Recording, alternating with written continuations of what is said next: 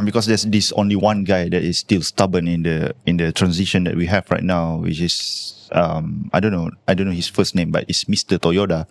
Like the CEO of Toyota. The future is hybrid. No, it's EV. The future is hybrid, and then he's been repeating that over and over again since his predecessor. So, do you think the hybrid is the real future? Because I don't know, but I tend to believe Japanese more, because I think I did say to you that I have no problem for the the car that we have right now, the gasoline cars and the EV cars to work, to coexist together. I do have problems is government put up some policies or mandates or whatever that, hey, in some ways that force us to use EV cars. That will be my problem. Other than that, if you just win in the market, if I want to go for the hybrid car, I'll go for the hybrid car. I mean, why not? I mean, you can't force me to watch action movies. I want to watch some romance or some that's humorous as well. I mean, Mr. Toyota has got something on right there, because I have been reading news that EV sales are kind of dropping. I'm not sure how true that is, but a lot of people are saying that EVs aren't exactly the future. Multi-fuel or multi-powered type engines are going to be the future, because they're more efficient. Because hybrids are, there's an electric engine and a petrol engine that helps you. And there's actually one Chinese car where the engine does not power the car, but the engine powers the batteries. It's a rolling generator. So it's powered by a battery. The car is moved by batteries, but when the battery runs out, an engine charges it. Oh, yeah. So that's a pretty good offset, and that's a hybrid. So Mr. Toyota has some points. Because he is quite very standing on this, or hybrids are the future. Because he has to, because Toyota made the best hybrid ever, the Toyota Prius. That was the hybrid that set standards all across the world. And okay, to your question on government policies and rules, okay.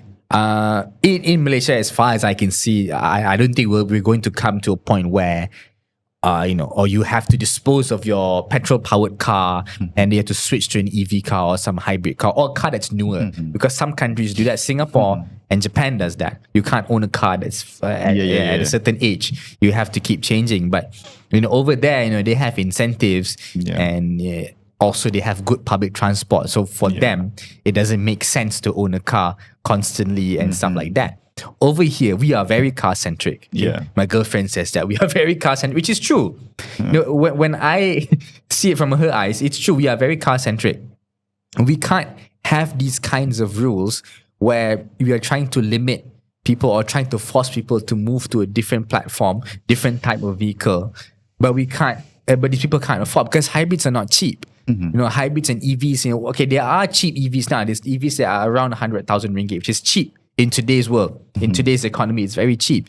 But for you to make a commitment for that, and when the EV battery conks out, or when the hybrid system conks out, it's not cheap. Because people would see like, oh, hybrid tak payah service. Which is true.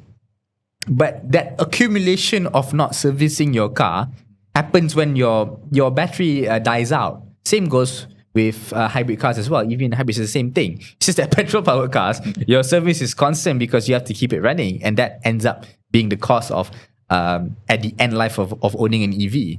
So the government won't be doing that anytime soon. But now I noticed that they are implementing a lot more things. There's now road tax for EVs. Road tax for EVs, right? I think it's 2025, 26. Yes. So I did have a look at that, and that's good. I think it's based on power or something. Yeah, because they want to attach some device to, I think most probably EVs, and just charge you based on the emission that you emit. Yes, so for EVs, it's basically how much power your EV makes. So the faster the EV, the more expensive it should be taxed, which makes sense, which is fair, because I don't drive very much. I use MRT too. Should I pay same as everyone else? Yeah, I mean, no. If you bought a powerful car, you should pay a bit more money because it's a fast car. I mean, our road tax, our petrol road tax works a bit different. Our petrol road tax is the bigger the CC, the more expensive it is. but usually the bigger the CC, the more powerful the car is. So it kind of works like that. But other than that, I don't see the local government doing any much more. Because a long time ago we had this plan where we were meant to have this program where we would scrap cars after 10 years. That never took off. And I don't think that will. I mean, my car is 12 years old. It should have been scrapped by now. Your car is 2 more years, bye-bye. So it cannot happen. You still see cars from the 80s still driving around, 30, 40-year-old cars. We just don't have the regulation yet. We don't have strict rules on a lot of things, actually. And one thing that I just found out is, if you notice, a lot of people are driving those big RV things, those motorhomes, right? Those caravan things, right? Yeah.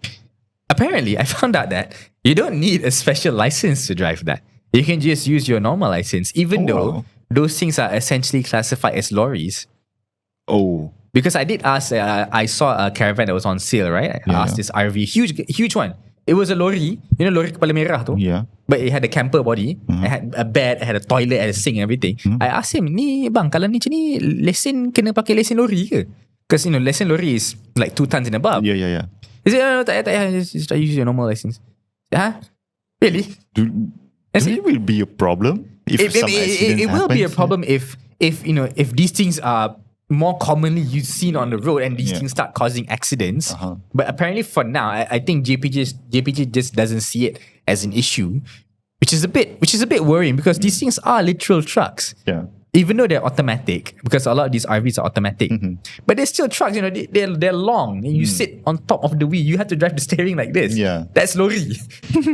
But it doesn't seem to be a problem now, I guess. But it's an interesting thing that they have not looked into this.